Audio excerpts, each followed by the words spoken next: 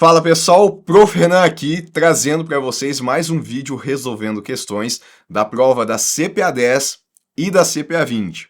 Então eu selecionei algumas questões, vou resolver aqui na sequência, mas antes, como sempre, só peço aí que se esse conteúdo está ajudando vocês na preparação de vocês para qualquer uma dessas provas, deixa um like aí no vídeo, para dar aquela moral. E também quem não for inscrito no canal ainda, aproveita e se inscreve para não perder nenhum conteúdo. Lembrando que na descrição desse vídeo e também no comentário fixado, eu estou deixando aqui os links dos meus cursos para as certificações da Ambima, CPA 10, CPA 20 e CEA. Quem não conhece, clica ali para depois ver tudo que está incluso no material. E agora sim, a gente vai começar então com as questões de hoje. Estou colocando na tela aqui a primeira questão.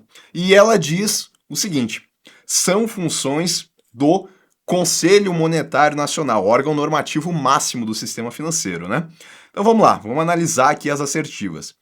Expedir normas gerais de contabilidade a serem observadas pelas instituições financeiras. Isso daqui é uma função do Conselho Monetário Nacional? É uma função, tá? Então, normas gerais, quando aparecer dessa forma, expedir normas gerais, isso é uma função dos órgãos normativos. No tocante aqui às instituições financeiras, vai caber ao Conselho Monetário Nacional. Mas, se fossem normas gerais no âmbito de seguros, por exemplo, aí seria o Conselho Nacional de Seguros Privados. Então, falou em normas gerais, nada que seja muito específico, isso é atribuição do órgão normativo. Se for norma específica, aí vai cair na atribuição dos supervisores. Então, está correto aqui a primeira. Orientar a aplicação dos recursos das instituições financeiras públicas e privadas. Também está correto, é função do Conselho Monetário Nacional, tá? Orientar é um verbo que a gente sempre vai associar aqui com o Conselho Monetário Nacional. Emitir papel moeda.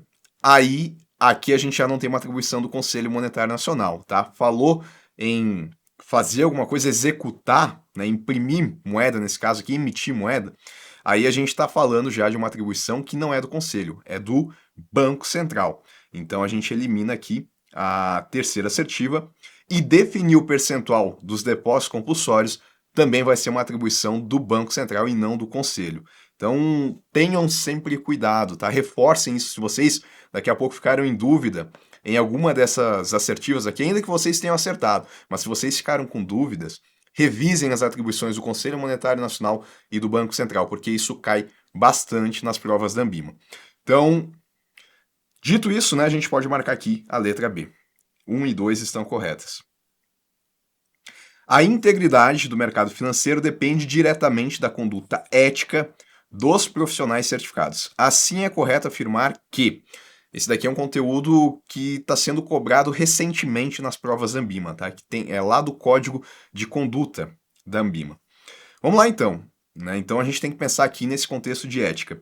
Apenas os profissionais certificados precisam seguir padrões éticos do mercado financeiro. Pode parecer que daqui a pouco está correto, mas a gente sempre tem que ficar em dúvida. Não digo dúvida, mas a gente tem que sempre olhar com atenção esse apenas, que é uma palavra restritiva, tá? E geralmente quando aparece apenas, somente, sempre ou exclusivamente, exemplos assim de palavras que trazem essa ideia de restringir ou abranger tudo, geralmente essas alternativas elas estão incorretas. E aqui não é diferente, tá? Porque o Código de Conduta da Ambima, ele traz aqui não só a conduta ética para os profissionais que já estão certificados, mas também para os profissionais que vão fazer a certificação, que ainda não têm a certificação, os candidatos da prova. Então, por isso que esse apenas aqui está errado. E aí a gente pode descartar. A conformidade com as normas da Ambima é opcional para os profissionais certificados. De jeito nenhum, não é opcional, tem que seguir sim as normas da Ambima. O Código de Conduta Ética busca assegurar que a atuação dos profissionais ocorra de forma transparente e responsável. Tá correto, Não tem nada aqui que está restringindo demais. Falou que essa atuação dos profissionais vai ocorrer de forma transparente, principalmente pensando no profissional que está ali com o cliente, tem que existir uma transparência e responsabilidade. Então não tem nada de errado, a gente pode marcar aqui a letra C. Ainda que a pessoa nem daqui a pouco tivesse estudado o Código de Conduta da Ambima, ainda assim eu acho que daria com bom senso para chegar aqui na resposta correta. A ética profissional está restrita. Tem palavra mais restritiva do que restrita? As atividades de instituições bancárias. E não, né? Tá errado aqui. A gente pode pensar em instituição bancária como sinônimo de monetária, e aí como é que ficariam as instituições não monetárias? Elas têm que seguir também, né? Então, tá errado aqui a letra D, até porque eu falei agora há pouco, né? Cuidado com essas palavras restritivas. A taxa PITAX, ela é a taxa para a compra e venda imediata de moedas estrangeiras, ou seja, das negociações que ocorrem no mercado à vista. A taxa PITAX, ela é uma média das operações envolvendo a compra e venda de dólares, né? Moeda estrangeira, o dólar. E é uma média, então não é o valor que está acontecendo naquele momento, que é o que a gente chama da taxa spot, né, que é a taxa que está ali na negociação de forma imediata. Então a gente pode eliminar aqui a letra A porque ele está falando da taxa spot.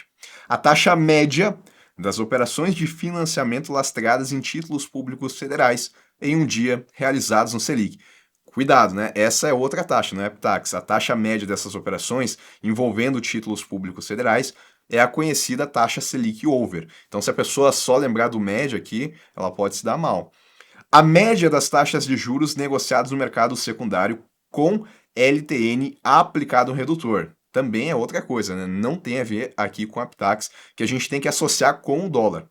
A média, agora sim, das cotações do dólar realizadas no mercado em um dia, sendo calculada pelo Banco Central. Ele vai lá, ele consulta o que as instituições financeiras elas estão cobrando de cotação ali para compra e venda de dólar em 4 consultas no dia, e a partir disso, né, é feita uma média ali, e essa média ela resulta na PITAX do dia. Então, a letra D é a nossa alternativa correta.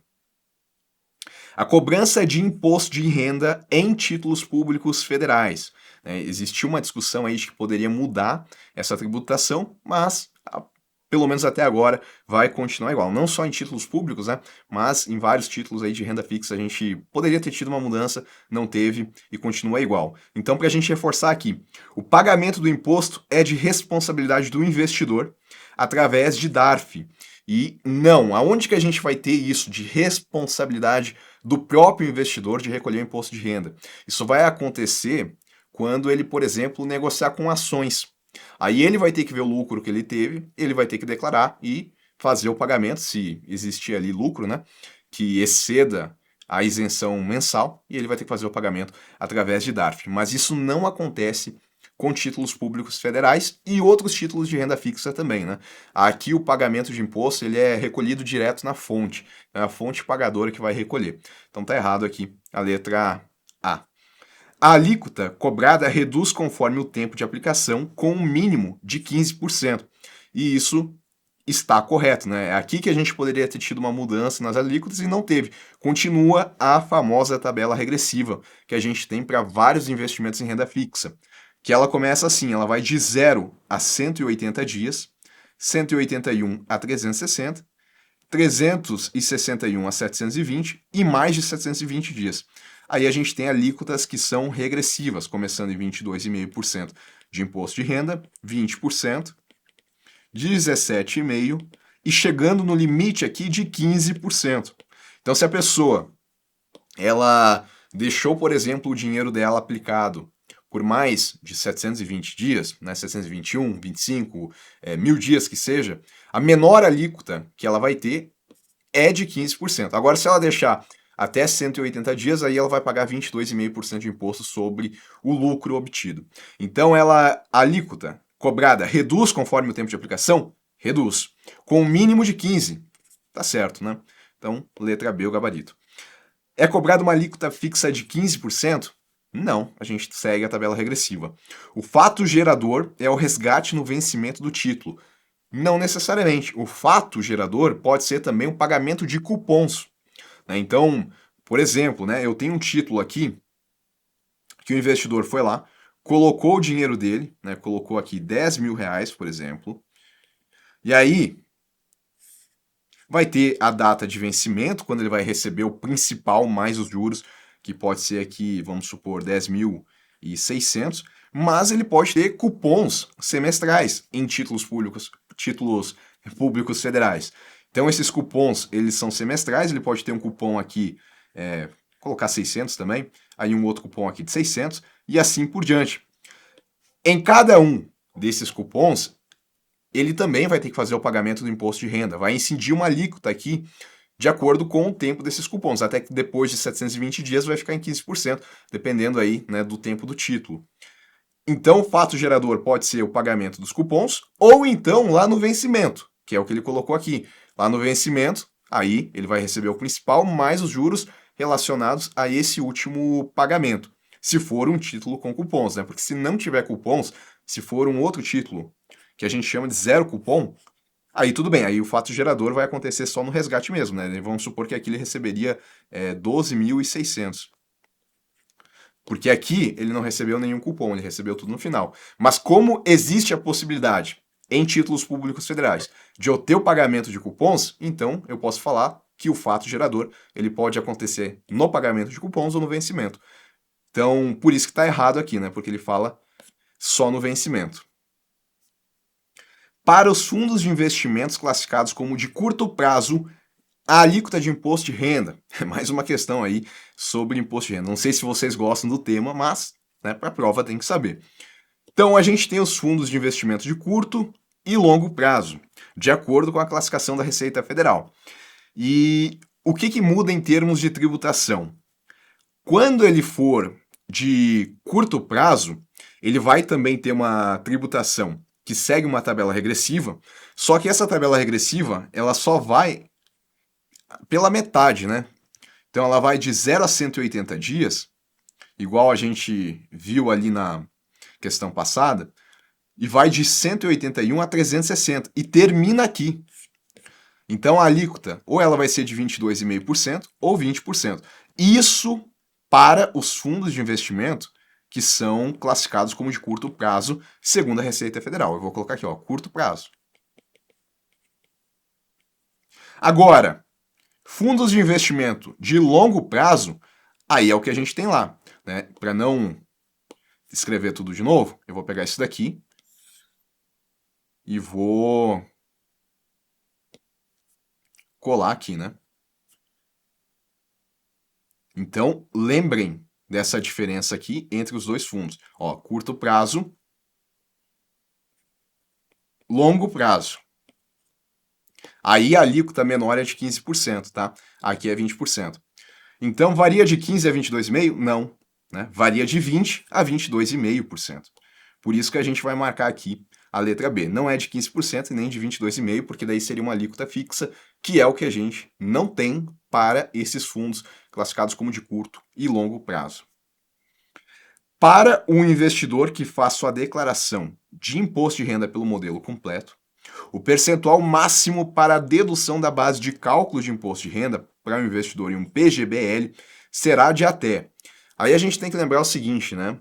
De PGBL e VGBL, a gente está trabalhando aqui com previdência privada. E a diferença entre os dois é que o PGBL, ele permite que a pessoa reduza a base de cálculo de imposto de renda dela. Então, vamos supor que no ano a pessoa ganhou 100 mil reais. Então, somando ali o salário dela, somando eventuais rendas que ela possa ter também, no ano ela recebeu 100 mil reais. Essa, né, a princípio, é a base de cálculo de imposto dela. Ela vai ter que pagar imposto de renda sobre esse valor aqui. Agora, se ela contribuir para um PGBL, e ela utilizando o modelo completo de preenchimento do imposto de renda, ela vai poder lá colocar o quanto que ela colocou em PGBL, nas despesas dedutíveis, e dessa forma ela vai conseguir reduzir essa base de cálculo. Então, e tem um limite, né, que a gente já vai chegar aí, mas vamos supor que a pessoa ela colocou o valor de 10 mil reais em um PGBL. O que vai acontecer? Ela vai reduzir a base de cálculo aqui para 90 mil. E aí, ao invés de pagar imposto de renda sobre 100 mil, ela vai pagar sobre 90 porque ela está reduzindo a base de cálculo em 10 mil, né? Agora, qual que é esse percentual máximo? Porque eu coloquei 10 mil aqui, corresponde a 10%, né? Mas existe um percentual máximo, isso não é fixo, né? A pessoa ela vai... Aliás, o percentual é fixo, né? Mas eu digo, a pessoa não necessariamente vai colocar o máximo. Aqui a pessoa não colocou o máximo. O percentual máximo é 12%, tá? Então ela colocou 10 mil aqui, ela consegue abater 100% da base de cálculo. Se ela tivesse colocado, ao invés de 10 mil, tivesse colocado 12 mil, que corresponde a 12%, ela também conseguiria abater isso daqui. 88 mil, a nova base de cálculo. Agora, se ela quisesse ter colocado 15 mil reais da renda anual dela em um PGBL, nessa situação, como a gente tem que o limite é de 12%, ela não vai aproveitar 100% do que ela colocou no PGBL para reduzir a base de cálculo dela, porque ela só vai conseguir reduzir até o limite de 12%. Então vai continuar sendo 88 mil e não 85, porque existe esse limite aqui de 12%, tá? Então se ela colocar a menos que 12%, tudo bem, ela vai reduzir de acordo com o que ela colocou. Mas se ela colocar a mais que o percentual, ela só vai conseguir reduzir até o limite do percentual. Por isso, então, que a gente pode marcar aqui a letra C, que fala exatamente nesses 12%. Em relação à análise ASG, é correto afirmar que é um assunto que tem aparecido aí recentemente nas provas da Ambima, né? É uma matéria que vem ganhando cada vez mais importância nas provas. E o que é essa análise ASG, né? A gente está olhando aqui os critérios ambientais, sociais e de governança. Pode aparecer também de uma outra forma, escrito aqui como ESG, mas é a mesma coisa, tá? É que ASG a gente está traduzindo do inglês, aí fica aspectos ambientais, sociais e de governança. Então, em relação a essa análise, é correto afirmar que aspectos ambientais, aqui do A, avaliam somente o gerenciamento de resíduos. E tá errado, né? Até existe sim esse gerenciamento de resíduos dentro do escopo da análise ambiental, mas não é só isso, né? Tudo que esteja relacionado ao meio ambiente vai fazer parte desse aspecto ambiental e não necessariamente só isso daqui. Então, quando eu falo somente, uma palavra restritiva aqui, eu já fico de olho aqui, né? Presto mais atenção e nesse caso está errado mesmo. Aspectos sociais englobam direitos humanos, diversidade e inclusão. É só isso? Não, mas a alternativa ela não falou que é só isso, né? Ela deixou em aberto, ela disse, engloba isso daqui, mas né, pode englobar outros temas que estejam dentro aqui dos aspectos sociais. Então, como não restringiu, eu posso marcar com segurança. Governança corporativa não considera políticas de remuneração dos executivos. Governança corporativa, dentro aqui dessa análise ESG, vai olhar como a empresa ela é administrada. E aí, faz sentido sim olhar as políticas de remuneração dos executivos. Quando eu falo que não, está errado. Investimentos ASG focam exclusivamente em questões ambientais. Se são investimentos que consideram os aspectos ambientais, sociais e de governança, então não vai ser exclusivamente em questões ambientais, né? Vai considerar também os aspectos sociais e de governança. Então, essa última questão, né, que eu trouxe aqui para vocês, gabarito na letra B. 7 questões, espero aí que vocês tenham conseguido acertar pelo menos os 70%, né, que é o desempenho que vocês têm que ter lá, seja na prova da CPA 10 ou então na prova da CPA 20, tá? Então, lembrando aí na descrição tem os links dos meus cursos. Para quem não conhece, clica ali que vocês vão ver tudo que tem no material, né? Tem várias questões aí para vocês treinarem, simulados e, claro, as aulas completas aí, apostila, slides e resumos direcionados para a revisão. Pessoal, eu vou indo nessa, um abraço a todos e até um próximo vídeo.